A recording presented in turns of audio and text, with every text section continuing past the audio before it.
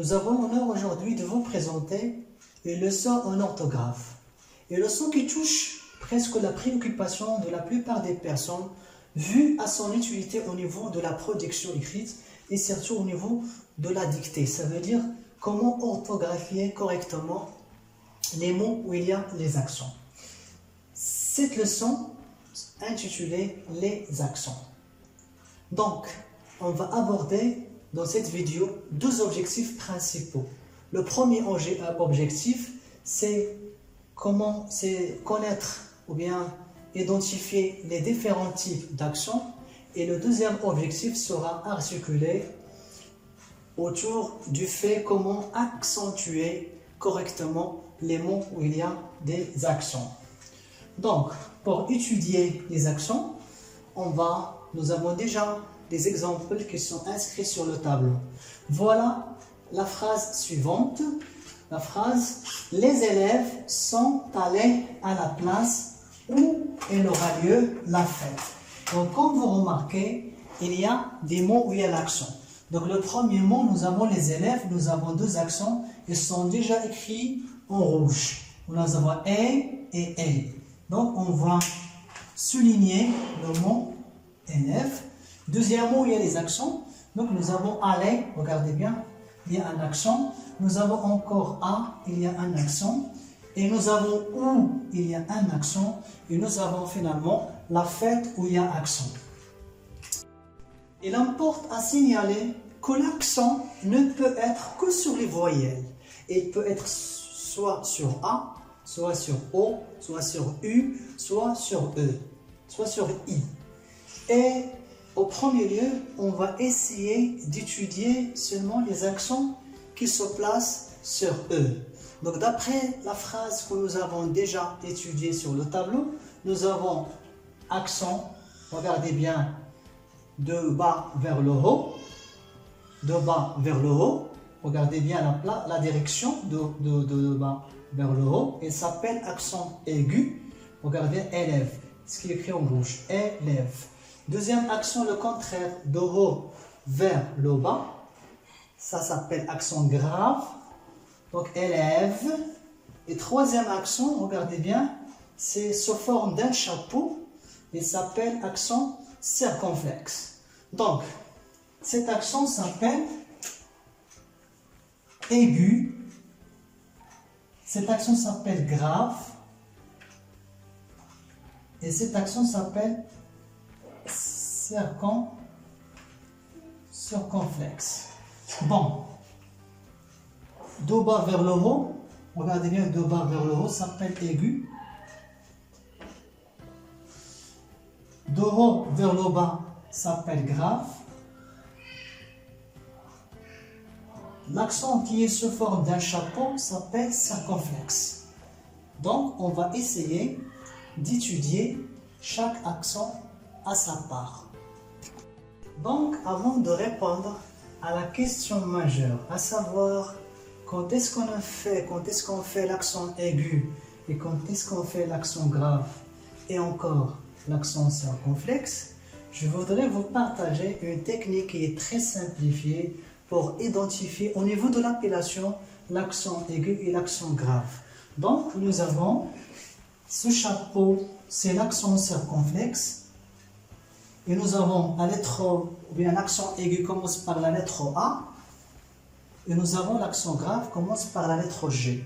Et puisque le français commence de gauche, au niveau de l'écriture commence de gauche vers la droite, donc je vais commencer par la lettre A. Donc A c'est aigu, donc ça c'est l'accent aigu, regardez bien c'est aigu. Et ça c'est l'accent grave. Donc voilà, le chapeau c'est circonflexe, de gauche vers de bas vers le haut, A, parce que l'alphabet commence par la lettre A, c'est aigu, A aigu, et G c'est grave. Donc pour maîtriser les accents, on doit recourir au procédé des syllabes. Ça veut dire une syllabe. Donc syllabe, ça veut dire le plus petit morceau qui se prononce d'une seule émission de voix. Par exemple, lorsqu'on dit ma, on ne peut pas dire ma. On ne peut pas dire ma. Donc, ma s'appelle une syllabe. Ma est une syllabe. Donc, ce qu'on va faire maintenant, et d'ailleurs, le procédé syllabique c'est déjà adopté en matière de la lecture. Donc, les accents ont une relation avec les syllabes. Celui qui maîtrise bien les syllabes, il va maîtriser les accents aigus et les accents graves. À titre d'exemple, nous avons des mots. On va essayer de mettre les accents sur les mots suivants. Nous avons père, mère, matière, éléphant, dé et dépôt. Donc la première des choses à faire, on doit découper, on va faire le découpage syllabique de ces mots. Nous avons père, nous avons combien de syllabes? Nous avons une seule syllabe, père. On ne peut pas dire PR ou bien père, parce que eux ne se prononcent pas. Donc père, donc une seule émission de voix, donc c'est la père. La même chose, mère, on ne peut pas dire mère ou bien, donc c'est une syllabe, une seule syllabe. Et nous avons matière. Nous avons combien de syllabes? Nous avons deux. Nous avons matière. Donc si je veux prononcer un mot, donc je vais dire matière. Très bien, nous avons deux syllabes. Alors que éléphant, nous avons première syllabe, et les et fond. Nous avons trois syllabes. Pour le mot dé, nous avons une seule syllabe. Et pour dépôt, nous avons trois syllabes. Dé et pot. Maintenant, ce que vous remarquez maintenant, c'est que, regardez bien, ce est, parce que le son est, donc ce est, donc soit s'écrit comme ça, et soit comme ça. Donc soit comme ça, soit comme ça. Ça c'est accent grave, ça c'est accent aigu. Regardez bien, père. Lorsqu'on prononce père, bien sûr, ce que j'entends et ce que j'écoute, ce n'est pas ce que je vois. Parce que E, c'est muet. Ce E, c'est muet au niveau du son. Donc, père, puisque vous remarquez, donc E entre deux consonnes, P et R. Si vous avez trouvé le son E se place entre deux consonnes, donc il s'agit d'un accent grave. Toujours accent grave. Père, nous avons P, R, père. La même chose, mère, M et R. Donc, le son E existe entre M et R, mère. Donc, bien sûr, ce E, c'est muet. Mère. Très bien. Regardez bien. Matière. Tiers. Regardez bien. Hier. Matière. Nous avons le son E entre. Bien sûr, on ne peut pas découper I et E. Donc, il constitue une seule voyelle. C'est comme il s'agit d'une seule voyelle. Donc, matière entre T et R. Et par conséquent, accent grave. Alors que, regardez bien, la deuxième liste, nous avons éléphant. Est-ce que le son E existe entre deux consonnes? E. Il n'y a pas les consonnes, donc par conséquent, accent aigu. Regardez bien la même chose. Deuxième syllabe, nous avons les. Est-ce que le son est entre deux consonnes? Nous avons seulement L. Est-ce qu'il y a une consonne? Je parle de cette syllabe. Ce n'est pas le P, parce que le P appartient à la troisième syllabe. Je parle de deuxième syllabe. Est-ce que la deuxième syllabe, le son E, existe entre deux consonnes? Bien sûr, non. Il y a seulement L, par conséquent, accent grave. Accent aigu plutôt. Regardez bien maintenant D, une seule syllabe.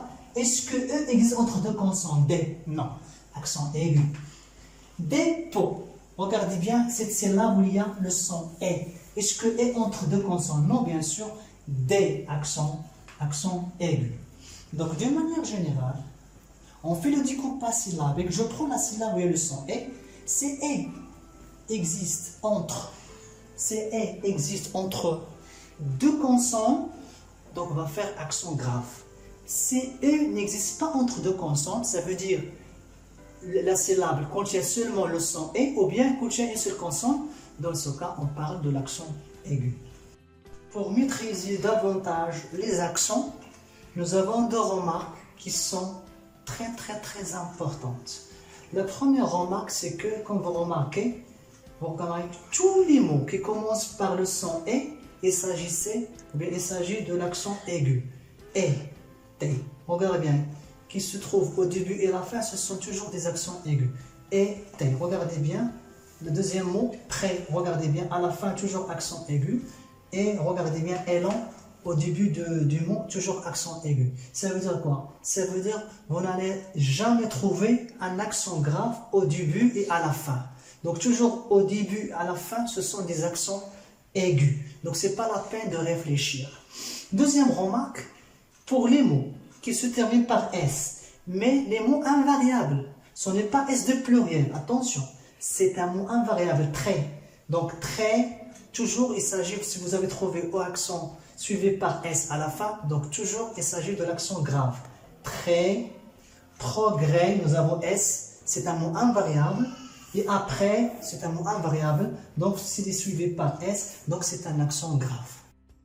Donc, comme je vous ai signalé au début de la vidéo, les accents ne se placent seulement sur le E, mais il peut être placé sur les autres voyelles, comme la lettre A, la lettre U, la lettre I. Donc, cette liste, regardez bien, nous avons des homonymes. Donc, ça peut arriver qu'il nous donne une phrase et il nous demande de faire des actions, c'est-à-dire de mettre les actions qui conviennent. Mais faites attention, nous avons des homonymes, nous avons déjà parlé des homonymes, nous avons A et A. Regardez bien A et A. A, nous avons accent grave, A. Donc, quelle est la différence entre A et A? Donc, A, c'est soit l'auxiliaire avoir ou bien c'est le verbe avoir. Par exemple, elle a mangé, c'est un auxiliaire, c'est le verbe manger, A c'est auxiliaire. Ou bien, par exemple, elle a un stylo, c'est le verbe avoir. Alors que A, c'est une préposition. La préposition, c'est qui se place soit avant un complément de verbe, par exemple, il parle à ses amis, ou bien devant un complément de nom, par exemple, une machine à laver. Donc c'est une préposition. Donc ça dépend le sens de la phrase et ça dépend le contexte. Je dois mettre l'homonyme qui convient, c'est-à-dire qui est correct. La même chose, nous avons ou et ou avec accent. Je dois faire la différence entre les deux homonymes. Donc nous avons ou, c'est le choix pour exprimer le choix. Par exemple, qu'est-ce que tu préfères, le thé ou le café? C'est pour le choix. Alors que ou avec accent grave, c'est pour exprimer le lieu. On peut employer cet adverbe, ça, il peut être un pronom relatif ou bien il peut être interrogatif pour poser des questions. Où vas-tu? Je vais à l'école, c'est pour poser des questions. Ou bien il peut être un pronom relatif, par exemple, je vais à la maison où il y a, par exemple, où il y a les frontons, par exemple. Donc, où, voilà. Pour là et là, regardez bien. Là, donc ça c'est pour le lieu, ça c'est pour le lieu. De manière générale, ça c'est pour le lieu, ça c'est pour le choix. Regardez bien, nous avons là et là avec accent. Là, c'est un déterminant, il peut être un article. Par exemple, la table, il peut être un article, un déterminant, ou bien il peut être un pronom COD. Par exemple, je mange la pomme, je la mange. Il peut être placé avant les verbes, donc il s'agit d'un pronom, bien sûr, COD. Voilà. Et nous avons là, c'est pour exprimer le lieu. Là, ça veut dire le lieu ici et là. Le contraire de ici, proche, il est plus proche de moi, alors que là, c'est un peu loin. Il est là. Il est ici, il est là. Voilà, ce sont des homonymes qu'on doit bien maîtriser. Et ça, bien sûr, ça dépend le sens et le contexte de la phrase. Donc, nous avons déjà abordé l'accent aigu, l'accent grave. Il reste maintenant le dernier type. Il s'agit de l'accent circonflexe. Au niveau du dessin, il est sous forme d'un chapeau. Il s'appelle accent circonflexe. Très bien. Donc, il peut être soit sur A, soit sur E, soit sur I, soit sur U, soit sur O. Ça veut dire sur tous les voyelles, sauf la voyelle Y. Bon, j'ai donné quelques exemples. Forêt, hôpital, fenêtre. Donc, forêt, c'est sur E, hôpital, c'est sur O, fenêtre, c'est sur E. Donc, que veut dire l'accent circonflexe? Donc, d'une manière générale, l'accent circonflexe remplace la lettre S. C'est comme on veut dire l'accent circonflexe égale la lettre S. Donc, regardez bien. Donc, quand vous remarquez, si on cherche les mots de famille, forêt, si vous avez cherché les mots de famille de forêt, vous allez trouver forestier. Donc, il y a S. Donc, au lieu de dire forêt avec S, donc nous avons barré la lettre S et on l'a remplacé par l'accent circonflexe. Donc, forestier. La même chose, hôpital. Hôpital, circonflexe remplace la lettre S. Si vous cherchez les mots de famille, vous allez trouver hospitalisé. Donc, il y a la lettre S qui vient juste après la voyelle O. Donc, qu'est-ce qu'on a fait? On a barré la lettre S et l'a remplacée par l'accent circonflexe. La même chose, fenêtre. Fenêtre, l'accent sur E. Donc, si on cherche les mots de famille de mots phonèmes, nous avons défenestré. Donc, défenestré, ça veut dire quoi? Ça veut dire faire tomber quelqu'un par fenêtre. C'est défenestré. Donc, qu'est-ce que vous remarquez? Après la lettre E, nous avons la lettre S. Donc, qu'est-ce qu'on a fait? Nous avons barré la lettre S et on l'a remplacée par l'accent circonflexe. Donc, d'une manière générale, l'accent circonflexe, on le met sur les mots ou les mots de famille où il y a S. C'est clair? Donc, pour vous expliquer davantage à propos de l'accent circonflexe, nous avons un modèle de conjugaison. Et je vous pose la question, pourquoi au niveau de la conjugaison de verbe connaître, voilà, pourquoi on dit je connais, regardez bien, il n'y a pas de circonflexe sur I, tu connais, il n'y a pas de circonflexe, nous connaissons, il n'y a pas de circonflexe, vous connaissez, il n'y a pas de circonflexe, ils connaissent, il n'y a pas de circonflexe, mais au niveau du pronom il et elle, ça veut dire singulier, on trouve accent circonflexe. Donc la question c'est très simple. Si on a cherché le verbe connaître, on va trouver un mot de famille sur connaissance. Donc après la voyelle où il y a circonflexe, il y a S. C'est pour cela, ici on dit je connais, on ne met pas ici accent parce qu'il est suivi par S. Donc on a dit que S c'est l'accent circonflexe. Deuxième, tu connais, il n'y a pas de circonflexe parce qu'il y a S. Alors que nous connaissons, il y a S. Vous connaissez, il y a S. Ils connaissent, il y a S. Alors que il connaît, il y a T. C'est pour cela qu'on a fait l'accent circonflexe. C'est comme il remplace, le son S. Donc la dernière remarque concerne le son E lorsqu'il est suivi par double consonne. Donc le double consonne joue le rôle de E, on ne met pas l'accent. Donc on prononce le son E, mais on ne met pas l'accent parce que la double consonne joue le rôle de E. Elle, regardez bien, on ne met pas l'accent sur E parce que nous avons une double consonne. La même chose, regardez bien, je jette. Pourquoi on ne met pas l'accent? Parce que nous avons double consonne. Donc double consonne, après le son E, on ne met pas l'accent. Donc comme vous remarquez que la leçon des accents, ce n'est pas une leçon compliquée, il reste seulement à maîtriser les règles qu'on vient de partager avec vous. Cependant, si vous avez des questions ou bien des commentaires, vous n'avez que les envoyer dans notre chaîne Ajit Qara Qari.